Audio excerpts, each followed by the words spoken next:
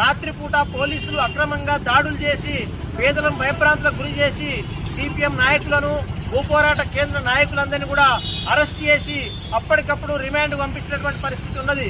ఒక్క జగిత్యాలనే కాదు, ఈ వారం రోజుల కాలంలో చెన్నూరు, కరీంనగర్ ఇట్లా అనేక జిల్లాల్లో కూడా భూపోరాట కేంద్రాల మీద ఈ ప్రభుత్వం దాంట్లో కుంపట్టుంది.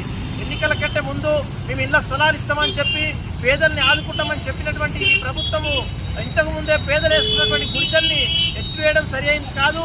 ఇప్పటికైనా అర్హులైనటువంటి పేదలందరికీ కూడా ఇళ్ల స్థలాలు ఇవ్వాలని చెప్పి సిపిఎం పార్టీ డిమాండ్ చేస్తున్నది.